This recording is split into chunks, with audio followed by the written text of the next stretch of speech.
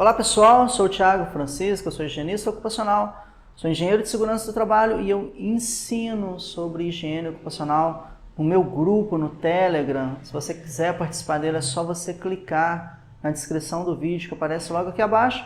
No meu canal no YouTube também, que chama-se Antecipar Digital, Thiago Francisco, tem centenas de vídeos. E por falar em vídeo, eu estou no vídeo número 7, que eu estou dando literalmente uma aula sobre gestão de riscos ocupacionais, que é o assunto do momento aí, que é a nova norma que vai ser criada, ou então ela vai ser incorporada em alguma outra norma regulamentadora. Isso não está bem definido, mas o fato é que a gestão de riscos ocupacionais, a norma de gestão de riscos ocupacionais, ela representa um grande avanço na área de saúde e segurança do trabalho.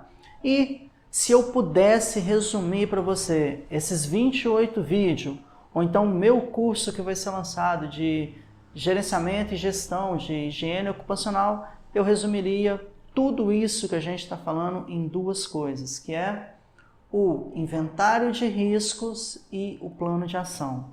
Se você pegar toda a estrutura do gerenciamento de riscos ocupacionais, que exige a elaboração de um programa de gerenciamento de risco, tudo vai se concentrar em apenas duas coisas. Número 1, inventário, e número 2, plano de ação, né? Plano de ação é esse que tudo isso vai sair de uma matriz de risco. Ah, Thiago, o que é isso, uma matriz de riscos? Essa matriz de risco, ela tem que abranger todos os riscos. Qual que seria a ordem? Primeiro, o inventário dos riscos. O que é fazer um inventário de risco? Você vai lembrar lá das etapas de antecipação e reconhecimento dos riscos, ou seja, você percorrer toda a empresa, observar cada atividade e analisar a exposição. Ou seja, você vai anotar todos os riscos. Quais riscos são esses? São os riscos físicos, os riscos químicos, biológicos, ergonômicos e os riscos de acidente. Depois que você fez o inventário de risco, aí você vai ter que vir para um negócio que chama-se matriz de risco. O que é uma matriz de risco? É uma tabela que você vai ter várias colunas, horizontal e vertical, que vai te possibilitar mensurar esse risco, quantificar esse risco. O que eu devo levar em conta? Na área de acidente do trabalho, o pessoal considera muito a questão da frequência da exposição e a gravidade dessa exposição. Ou seja, se você está exposto a um risco todo dia, um risco baixo, digamos assim, um risco insignificante, ou se você eventualmente está exposto a um risco que seja um risco grave, um risco assim muito perigoso, alguma coisa que pode fazer mal para você ou para a sua saúde, ok? Já na área de higiene ocupacional, para montar uma matriz de risco, aí é um pouco mais complicado. Inclusive, eu estou até lançando uma oportunidade aí, através de uma planilha aí, que mais para frente eu vou falar sobre isso, que é em relação à matriz de riscos. Porque montar uma matriz de risco na área de higiene ocupacional não basta apenas que você considere a frequência e a gravidade. Tem vários outros fatores, eu diria que dezenas de fatores que devem ser levados em conta para você conseguir o quê? Mensurar esse risco, se ele é significativo ou não. Então, é muito importante você fazer uma boa matriz de risco para caminhar adequadamente para um plano de ação que vai fazer com que você tenha controle sobre determinado risco.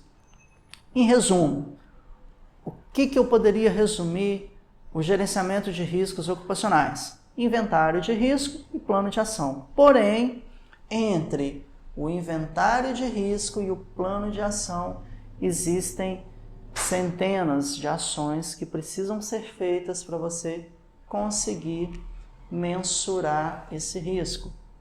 Depois de mensurado, o que acontece? A empresa, além do programa de gerenciamento de risco, a empresa ela pode criar outros programas. Isso é opcional, a empresa não é obrigada a criar outros programas. No entanto, se ela criar esse outro programa, ele tem que estar integrado com o gerenciamento de risco ocupacional. Tá, Thiago, como assim? Dá um exemplo. Imagina que eu fiz um inventário de risco e descobri que lá tem um risco ruído. Na hora que eu fui fazer a minha matriz de risco, eu considerei, eu vou citar apenas 3 exemplos, mas não se prendam a esses 3 exemplos, que conforme eu falei, uma matriz de risco na área de higiene ocupacional, ela vai envolver dezenas de outros fatores. Mas vamos supor que eu imaginei que eu identifiquei o ruído no meu inventário de risco.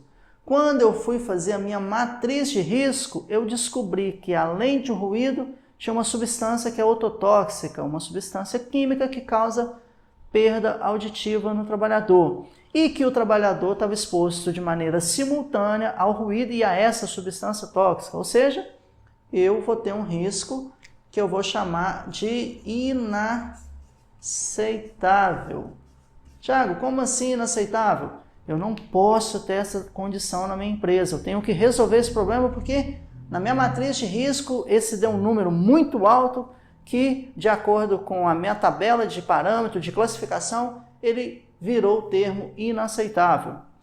O que eu vou fazer? Já sei, eu vou criar um programa de prevenção da exposição ocupacional ao ruído, porque eu vou gerenciar isso de maneira mais detalhada. Eu vou criar um outro programa dentro do programa de gerenciamento de risco, que ele é para atender, um instrumento de gestão para atender o gerenciamento de risco ocupacional. Então, eu vou ter um novo programa dentro da gestão de riscos.